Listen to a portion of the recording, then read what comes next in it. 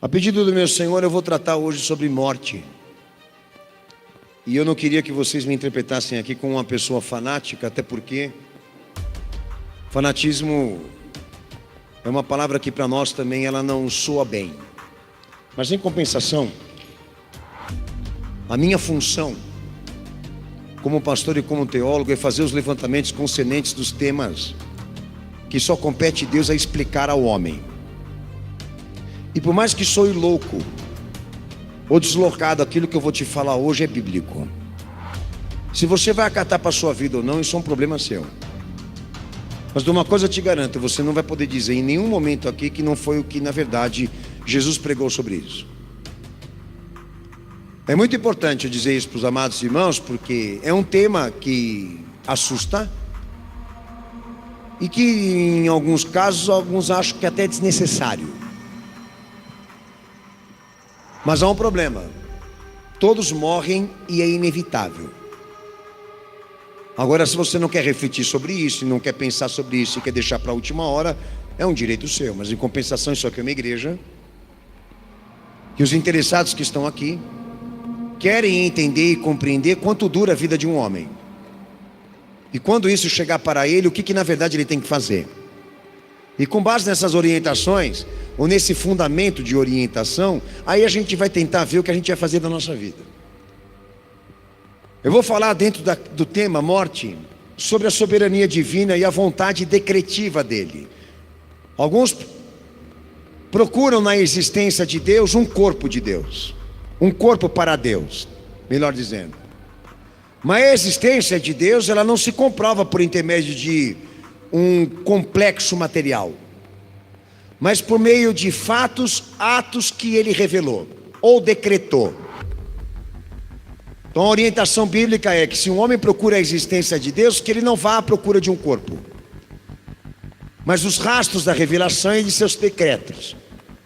Porque cada decreto ou cada revelação que ele comprovou historicamente, ele prova a existência, porque são inalteráveis. E eu vou usar essa questão da morte para também enfatizar isso para vocês, principalmente quando diz respeito ao homem mortal, que é um dado que todos nós aqui na verdade temos que lidar obrigatoriamente, e que está a soberania de Deus nisso, quando o homem se torna mortal.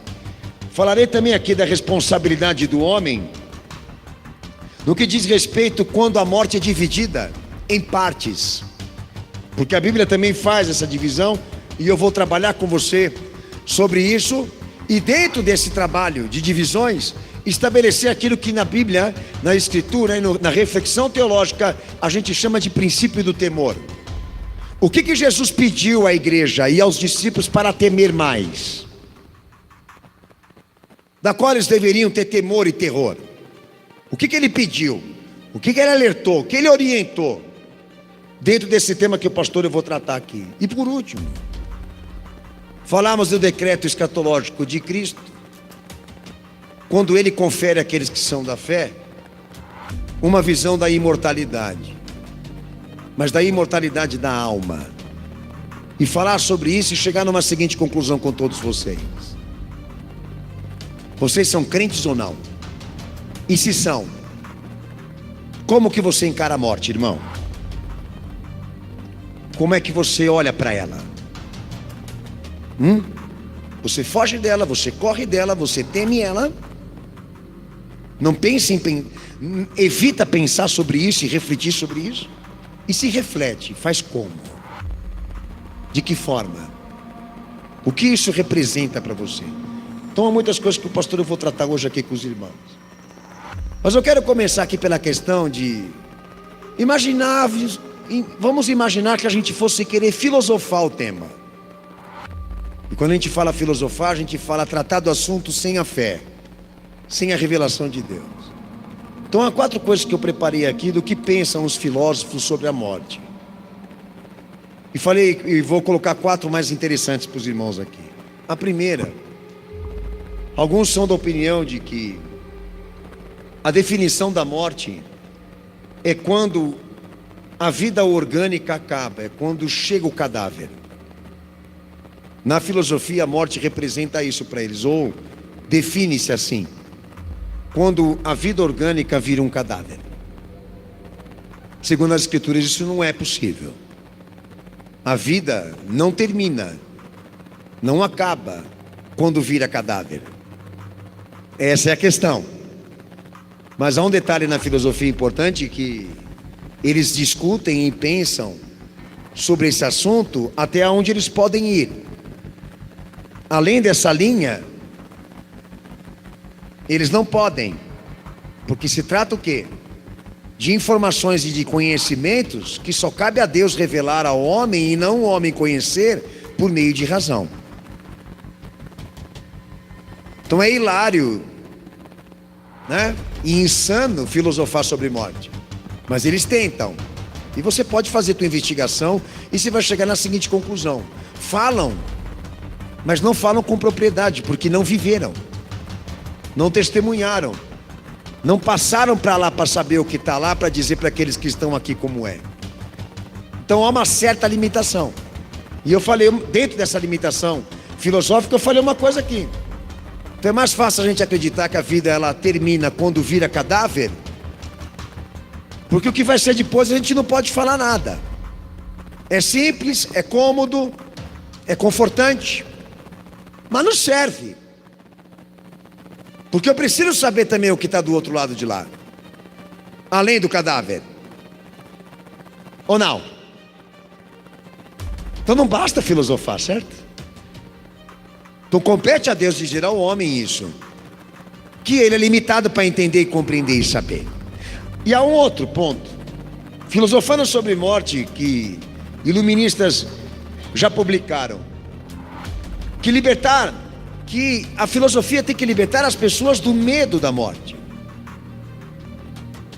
Porque por não dominarem o assunto e não saberem nada sobre isso, a morte não tem significado nenhum por nosso momento aqui agora.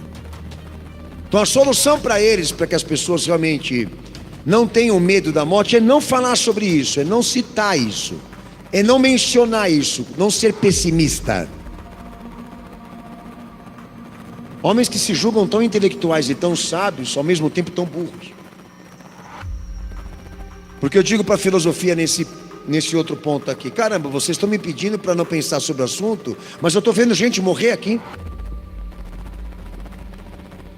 Vocês querem tirar esse medo de mim, essa indagação ou essa pergunta sobre esse assunto da vida, e evitar que eu reflita sobre isso como uma forma de garantia de que eu não tenha temores? Mas eu estou vendo gente morrer todo dia e morrendo instantaneamente e precocemente. Entende? Desliga o aparelhinho, não pensa sobre isso, por quê? Porque nós não temos resposta para você. Só que eles não vão assumir isso para você, e nem para ninguém, mas dão de banca de intelectual, de quem sabe tudo e conhece tudo, e querem representar o pensamento da vida das pessoas, inclusive também da visão moderna. Então há assuntos, há problemas, há realidades e fatos que estão chegando para nós nesta geração que a filosofia é incapaz de tratar.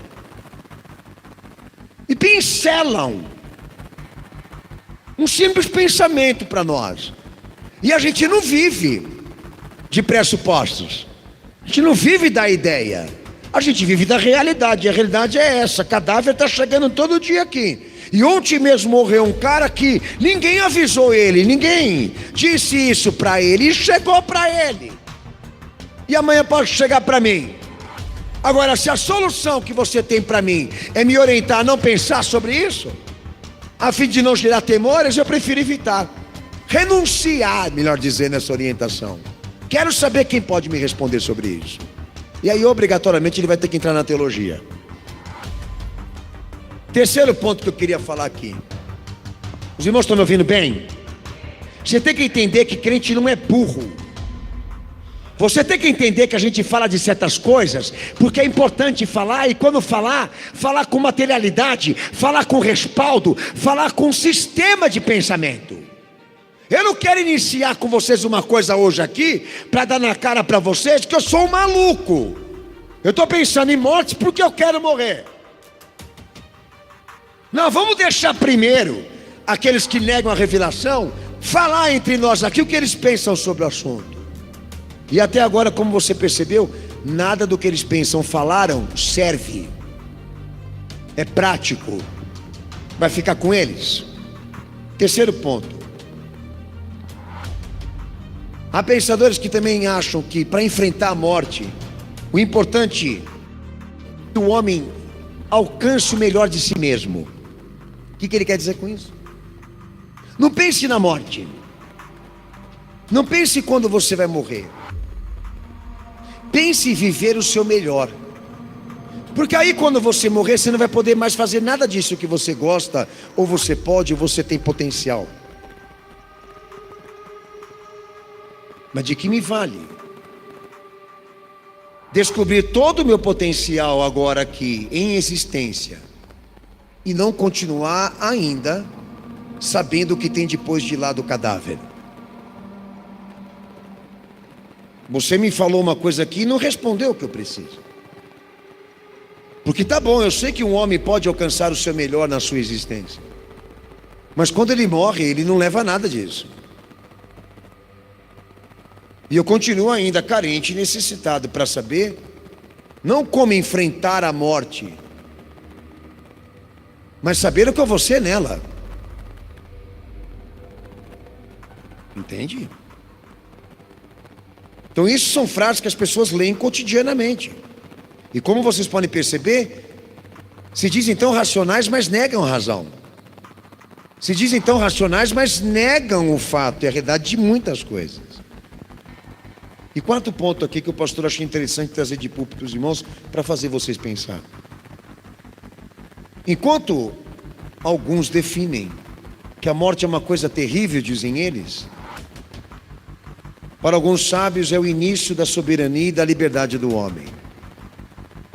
Os romanos pensavam assim, que todo o sofrimento do homem aqui nesse mundo e tudo que ele passou na vida e etc, etc, um dia ia acabar. Quando o corpo se desprendesse da alma, eles iam viver livres por aí, vagando num protótipo, num tipo, numa perspectiva endeusada. Tá? Num super-herói, diríamos assim. Numa visão mais mística, mitológica. Por isso eles acreditavam em deuses gregos, né? De que vale o pensamento? Do tipo, acreditar nisso aqui. De que a solução para me desprender do sofrimento que está aqui nesse mundo seria desejar que a morte viesse, porque a soberania e a liberdade me aguardam e me esperam. Mas a pergunta é: quem está do outro lado de lá para permitir que isso aconteça? Não há uma licença? Não há um princípio administrativo? Será que essa transferência de vida humana para a vida eterna é uma coisa normal, natural? O homem passa para lá como ele veio para esse mundo? Será que eu posso acreditar nisso? Que homens morrem e vão para o céu automaticamente? Ou morrem e se tornam donos de si mesmo completamente? Quem disse isso? Quem falou isso? Quem me certificou isso? Sócrates? Aristóteles? Qual sábio? Qual pensador tem a legitimidade de me garantir que a morte pode ser um benefício para mim, poder gozar de privilégios ou de poderes que aqui nesse mundo eu não tive acesso? E tudo isso dentro de uma transferência natural, comum. Então são 4 pontos que deixam claro para mim o seguinte: olha, existem assuntos relativos ao homem, à vida, que só cabe Deus explicar. Não cabe filosofar. Cabe isso que nós estamos na verdade fazendo hoje aqui. Atenção voltada exclusivamente para aquilo que Deus se prontificou, por meio do que revelou, avisar os homens. Para você determinar alguma coisa que só cabe a Deus, para você assumir o lugar dele, para falar no lugar dele, você tem que ter potencial. Você tem que ter capacidade. O que eu quero dizer é que para você falar da morte como você quer, ou do que vai ser depois que virá cadáver a vida, você deve ter ido para lá, vivido alguns instantes disso lá, e voltou para cá entre os vivos, para pregar para todos eles essa verdade. Isso não aconteceu com você, e nem com aquele mané que está lá. Isso quer dizer o quê? Que muitas coisas, não só como a morte, na esfera da criação divina, muitas coisas não cabe ao homem explicar, não cabe ele falar, não cabe ele dizer nada, porque se trata de conhecimento superior, de um mistério que não foi desvendado a homem nenhum aqui neste mundo. E por quem foi pregado e ensinado isso, eu me refiro das questões espirituais, ou da dimensão eterna. Por quem foi pregado, esteve lá. Por quem foi ensinado, viveu isso. Tanto que ele é chamado de primogênito dos mortos. Aquele que experimentou a primeira ressurreição. E está sobre ele a capacidade e a autoridade de dizer a nós que estamos aqui o que tem do outro lado de lá. Mas não um manezão. Manezão, eu não quero escutar nada, eu não quero ouvir nada. E muito mais ainda quando eles entram com essa questão de querer que eu desligue o aparelho da tomada, para não refletir sobre isso, ou não indagar sobre isso. Indagam sobre a existência de Deus, duvidam da existência de Deus, pregam contra a Bíblia, minam a Bíblia de todas as formas com críticas. Mas há coisas que esses homens não sabem responder, não há coisas que o homem pensa, quer resposta, mas eles não têm competência para falar. E eu me refiro àqueles que têm inteligência concursada. Por isso que você está nessa igreja, para fazer valer a pena a revelação. Por isso que você está aqui, para valorizar o que Deus fala. Por isso que você está nessa cadeira aí, ó, para crédito. Para quem tem crédito? Porque não estamos sujeitos a pensamentos humanos, mas a conteúdo superior. E esse conteúdo superior que eu me refiro aqui é aquilo que saiu do ato e do fato do que Deus testemunhou de si mesmo. Que são coisas que se comprovam por si mesmo. E a morte estava com ele. E como a vida era ele, a morte também era ele. E ele tem autoridade para falar para essa igreja aqui o que vai ser de lá. Agora, senhores, não se encantem com essa caminhada que você usufrui agora com direitos, porque ele é um tempo, só isso, um mero tempo. Agora, quando nós falamos sobre a questão da soberania divina, a gente fala de decretos, e a existência de Deus se comprova nisso, não num corpo que ele tenha, mas em fatos concretos que ele revelou sua vontade. E esses fatos concretos que ele revelou e vem revelando a nível de vontade são inalteráveis. E a primeira coisa que eu tenho que dizer para vocês aqui é isso aqui. Deus é o fundamento inicial e final de toda a existência, de tudo que existe. Inicial e final. Ele diz isso, tá? Não é a minha fé que está falando. É ele que quer provar isso para você. E tudo o que acontece ativamente dentro da existência das coisas criadas, cada uma delas já era conhecido por ele, e antes de acontecerem, ele já sabia e permitia que isso se firmasse. Isso é soberania divina. E dentro disso, Deus sempre age em conformidade com os seus decretos. E cada um desses decretos não conhecem limitações, como também eles não se alteram. Um exemplo disso: quando Deus formou o homem,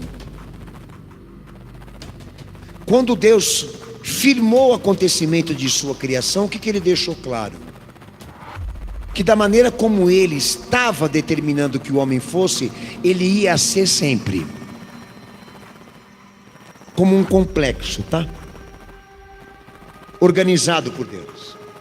E ninguém altera isso. Tanto que você está aí. Podem até mexer com o teu corpo e com a tua vida, mas não podem gerar uma coisa diferente daquilo que Deus criou. Isso é um decreto. E aquilo que ele criou, o homem, exemplo, sempre permanece em conformidade com a vontade dele. Vocês veem que isso é um progresso, é uma continuidade, não tem limites, não tem alterações, isso fica. A existência de Deus é isso, senhores. É o que ele cria, é o que ele revela ser por meio do que ele cria. Agora, se algum de vocês estão descontentes com o que eu estou falando, altera isso. Você consegue alterar? Não, não consigo. Você tem domínio sobre tudo isso? Não, também não tenho, pastor. Então cala a boca e fica quieto, pô. Porque tem uma coisa em cima de você e acima de você que você não quer reconhecer, que comanda tudo isso daí. Agora, se o homem ele é como diz ser e pensa ser tão livre assim, então que ele começa a mudar tudo isso, e ele não consegue mudar. É isso que a gente chama de vontade decretiva, tá? E a morte também é isso. Porque a morte não estava no cenário do homem que ele criou. A morte entra no histórico da vida do homem que ele criou depois que o homem peca com ele. E a morte foi uma sentença de Deus sobre Adão e posteriormente se tornou uma realidade universal. Para vocês que ficam preocupados com a autoridade da narrativa bíblica, o caminho e a trajetória para saber o nível de autoridade que esse livro tem para te comunicar a palavra de Deus são os fatos. Eu não estava lá quando Moisés escreveu o conteúdo dessa revelação que Deus confiou a ele, mas em compensação, tudo que este homem escreveu é válido, porque isso chega para nós funcionando, correspondendo a esta mesma vontade decretiva. Então eu não preciso ter essa preocupação se o momento que esse homem teve com Deus foi espiritual ou não, porque tudo que ele escreveu, que foi inspirado e revelado por Deus, se encaixa na prática, no fato, na evidência daquilo que nós estamos experimentando agora. Então, para mim dizer que Deus não existe, agora eu vou dar um exemplo, e que não há uma vontade decretiva divina, eu tenho que conseguir alterar o que o homem é e fazer uma coisa diferente. Ou então eu tenho que fazer parar o homem de morrer e dar a ele a imortalidade pela ciência. E aí, que tal? Legal? Não. Então abaixa a orelha aí, fica quieto que você não manda nada. O transhumanismo é mais ou menos uma perspectiva assim, de uma imortalidade para o homem, mas baseada em mecânica, não em vida orgânica. Isso não vale. Vocês estão querendo criar uma guerra com Deus e com a criação dele, baseando exatamente nisso? Em formas mecânicas de vida? Não, façam o que ele fez e sejam melhores do que ele. Aí eu vou acreditar na ciência. Ela não consegue. Bom, mas Deus não existe e não há uma vontade soberana e decretiva da parte dele, mas homens continuam morrendo e o pecado ainda continua entre nós. E vocês não conseguiram trabalhar a eliminação disso e dessas realidades que chegam para nós. Como é que você vai contra uma coisa dessa? Somente por opinião? Seja melhor nas afirmações.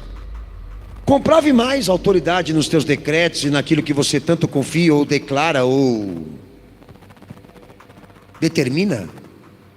Porque simples vontade para nós aqui não responde nada. Simples vontade para mim aqui não soluciona nada.